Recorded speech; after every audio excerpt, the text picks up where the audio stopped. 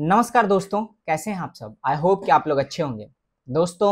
Video की शुरुआत करें और डिटेल में बात करें उससे पहले मैं चाहता हूं कि आप ये पोस्ट देखें। दोस्तों, आपने देखा कि इस पोस्ट में क्लियरली ये लिखा हुआ है कि इस देश के सीजेआई यानी चीफ जस्टिस ऑफ इंडिया उन्होंने क्या बयान दिया है। दरअसल उनका स्टेटमेंट है एक ऐसे पिटीशन को लेके या एक ऐसे याचिका को लेके जो एक आइडल से संबंधित है, यानी कि एक मूर्ति भगवान विष्णु की, वो मूर्ति जिस मूर्ति के सर को अलग कर दिया गया था और उसी मूर्ति के सर को वापस से लगाने के लिए ये याचिका सुप्रीम कोर्ट में दर्ज की गई थी। इस याचिका को सुनने के बाद इस देश के चीफ जस्टिस ऑफ इंडिया ने ये कहा कि आप अपने भगवान से ही कह के और वो ठीक करा लीजिए। दोस्तों, ये जो पूरा प्रकरण है और इसमें जिस तरीके से इस देश के chief justice of India BR Gavai ने स्टेटमेंट दिया है, उन्होंने जो कुछ भी कहा है वो काफी दुखद है, निराशाजनक है और साथ ही साथ जुडिशरी को एक बहुत बड़े कटघरे में खड़ा करता है। क्योंकि आप अनुमान लगा सकते हैं, आप ये सोच के देखिए कि एक व्यक्ति जो इस देश के चीफ जस्टिस ऑफ इंडिया के चेयर पे बैठा है, जिस व्यक्ति की ये रिस्पॉन्सिबिलिटी है,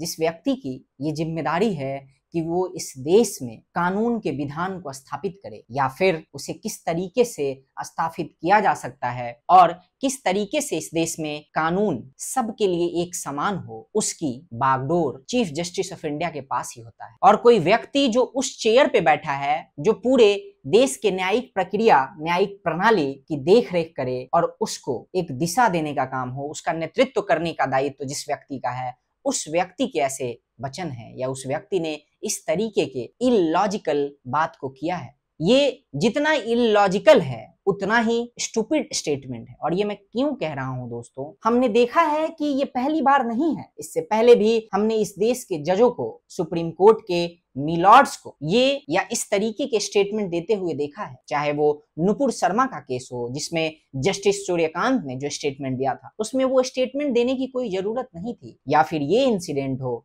जब CJI BR गवई ने जो स्टेटमेंट दिया है। अगर CJI को वो याचिका नहीं सुननी थी तो वो सीधे सीधे तौर पे ये कह सकते थे कि चूंकि ये बिल्डिंग या ये मॉन्यूमेंट्स जो हैं वो ASI के अंडर कंट्रोल है, ASI द्वारा संरक्षित है, इसलिए आप ASI से कनेक्ट कर सकते हैं, उनके साथ कोऑर्डिनेट कर सकते हैं और देख सकते हैं कि आखिर किस तरीके से आइडल्स को वापस सही किया जा सकता है, आइडल्स का जो सर है उसको वापस से स्थापित किया जा सकता है। लेकिन नहीं दोस्तों, हमारे देश के जो सो कॉल्ड मिलॉर्ड्स हैं, ऐसा लगता है जैसे उन्होंने अपने आप को ये अधिकार दे दिया है कि वो किसी भी तथ्य पे टिप्पणी कर सकते हैं। हम ये भी देख रहे हैं कि किस तरीके से एक सिस्टम सेट होता जा रहा है, जिसमें चाहे कोई भी नया कानून हो, अमेंडमेंट हो, सब कुछ देश के दोनों सदनों से पास होने के बाद, राष्ट्रपति का सिग्नेचर होने के बाद वो सुप्रीम कोर्ट में जाता है। वहां पे जब अल्टीमेट या सुप्रीम सुनवाई होती है और उसे जब एक क्लियरेंस मिल जाती है, तब जाके वो कानून कहीं एक्टिवेट होता है। ये सब कुछ जो कुछ भी हो रहा है, ये कहीं ना कहीं इस देश की उस न्यायिक प्रणाली को, न्यायिक प्रक्रिया को और इसमें शामिल जितने भी लोग हैं, चाहे वो सो कॉल्ड मिलॉर्ड्स हों सुप्रीम कोर्ट के या फिर अलग अलग कोर्ट्स के, सबको क्वेश्चन मार्क के कैटेगरी में डालता है। अब मैं आपको ये बताता हूं कि आखिर ये इलॉजिकल क्यों है। क्योंकि जिस तरीके का बयान दिया गया है वो डायरेक्टली एक व्यक्ति या एक धर्म, सनातन हिंदू धर्म के भावनाओं को मॉक करने जैसा है। आखिर वो कैसे किसी को भी या किसी की आस्था को, किसी की भावना को मॉक कर सकते हैं। मुझे नहीं लगता कि इस देश का संविधान या इस देश का कोई भी विधान किसी को भी, चाहे वो CJI ही क्यों ना हो, उनको ये अधिकार देता है कि वो एक व्यक्ति के, एक धर्म के भावनाओं को मॉक करे। अब इलॉजिकल कैसे है दोस्तों, वो मैं ये बताता हूं। चूंकि CJI ने ये स्टेटमेंट दिया है तो मैं CJI से ये सवाल पूछना चाहता हूं कि अगर आपके अनुसार से देखा जाए और सारे काम अगर भगवान को ही करने हैं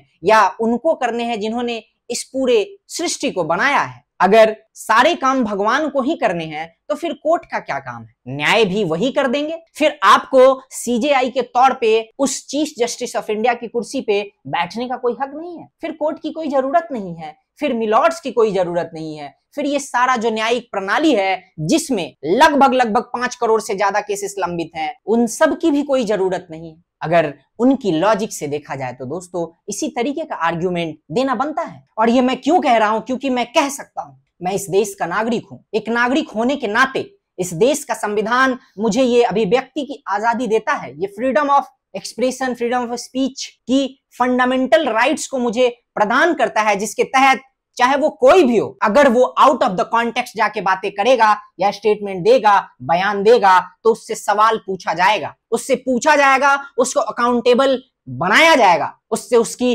अकाउंटेबिलिटी पूछी जाएगी और वो तय की जाएगी दोस्तों। और ये तय होनी चाहिए, क्योंकि हम देखते हैं ऐसा लग रहा है जैसे हिंदुओं को, उनकी आस्था को, सनातन धर्म को, हिंदू धर्म को मॉक करना इतना कॉमन और इतना आसान हो गया है कि कोई भी कहीं भी रास्ता चलते हुए कुछ भी कह के निकल लेता है और उससे कुछ नहीं होता। किसी को मन में आता है वो गालियां दे देता है, किसी को मन करता है वो रामायण की प्रतियां जलाता है, रामायण को जलाता है, गीता के पृष्ठों को जलाता है। किसी की मर्जी होती है वो राजनीति में रामायण, महाभारत, गीता इन सब को ले आता है। किसी की मर्जी होती है वो सीजेआई के चेयर पे बैठ के हिंदू और सनातन धर्म और उस व्यक्ति, उस संस्था के आस्था को मॉक करता है। आखिर ये कब तक चलेगा? और फिर हिंदू जाए तो जाए कहां, जब उस जगह पे भी उसके आस्था, उसके भावनाओं को मॉक किया जा रहा है, और वो भी उस व्यक्ति के द्वारा जिस व्यक्ति की ये प्राथमिकता है, जिस व्यक्ति की ये जिम्मेदारी है कि वो इन सारी चीजों को रोके या कोई ऐसा प्रावधान बनाए, कोई ऐसी न्यायिक प्रणाली, सिस्टम को बनाए जिससे ये सब कुछ बंद हो, और वो व्यक्ति उल्टे भावनाओं को और आस्था को मॉक कर रहा है। सवाल बनेंगे दोस्तों, और सवाल उठाए जाने चाहिए, और ये सवाल सबको पूछना चाहिए, क्योंकि अगर इस तरीके की सोच है, इस तरीके की अगर भावना है, इसे हम ये भी कह सकते हैं कि ये खुले तौर पे हिंदू हेटरेट को दर्शाता है, कि कैसे किसी व्यक्ति के मन में हिंदुओं के प्रति जो हेटरेट है, उनके आस्था के प्रति जो हेटरेट है, वो क्लियरली इन स्टेटमेंट से झलक रहा है। कोई भी या किसी भी तरीके से इसे डिफेंड नहीं किया जा सकता। ये शुद्ध और विशुद्ध रूप से हिंदुओं और उनकी आस्था, उनकी भावनाओं को मॉक करना ही है। तो दोस्तों ये सवाल बनता है और ये पूछा जाना चाहिए। जिस चेयर पे बैठ के उन्हें न्याय, उन्हें इंसाफ देने का दायित्व मिलता है, वो अधिकार मिलता है कि वो उस चेयर पे बैठ के न्याय दें, न्याय करें उन लोगों का जो लोग उनके पास न्याय के लिए जा रहे हैं। लेकिन ये सब कुछ इसके उलट हो रहा है, और उन लोगों को बताएंगे। साथ ही साथ ये बताना भी जरूरी है दोस्तों कि चाहे इस देश में कोई भी व्यक्ति किसी भी पद पे बैठा हो, हर पद की एक लिमिट है। उस व्यक्ति को उस पद पे बने रहते हुए क्या बोलना है, किस तरीके की भाषा का उपयोग करना है, कितना कॉन्टेक्स्ट में बोलना है, इन सब चीजों की एक लिमिट तय होनी चाहिए। ऐसा नहीं है कि कोई भी कुछ भी बोल जाए, कोई भी सिर्फ फ्रीडम ऑफ स्पीच या एक्सप्रेशंस के नाम पे, या फिर ऐसे ही, चाहे वो मैं हूं या कोई हो, चाहे वो सीजेआई हो, इस देश के प्रधानमंत्री हो या फिर कोई हो, सबको अपने दायरे में रह के ही चीजों को कहने या एक्सप्रेस करने का अधिकार होना चाहिए। आप तय कीजिए कि आपको क्या करना है, लेकिन मैंने ये तय किया है कि मैं इस तरीके के किसी भी इररिस्पॉन्सिबल स्टेटमेंट को सपोर्ट नहीं करूंगा, और मेरे बस में जितना है मैं इसके खिलाफ बात करूंगा। मैं जिस लेवल पे, जिस भी तरीके से इसका विरोध कर सकता हूं, मैं विरोध करूंगा, और मैं वही कर रहा हूं। और जब मैं विरोध की बात करता हूं, उसका ये मतलब नहीं कि कोई दूसरा मीन्स यूज करें, बल्कि उसका सीधा सीधा ये मतलब है कि वो विरोध बातों से, वो विरोध मतांतर से, वो विरोध आवाज उठा के, वो विरोध उन लोगों को अकाउंटेबल बना के दर्ज किया जाए, उन लोगों को बताया जाए कि आप जो कुछ भी कह रहे हो वो किसी भी तरीके से मान्य नहीं है, उसे एक्सेप्ट नहीं किया जा सकता, और ये इस देश के हर नागरिक को करना चाहिए। बाकी दोस्तों आपको क्या लगता है वो आप हमें कमेंट के माध्यम से बता सकते हैं। फिलहाल के लिए बस इतना ही, मिलते हैं अगले वीडियो में। टिल देन, जय हिंद, जय भारत, नमस्कार।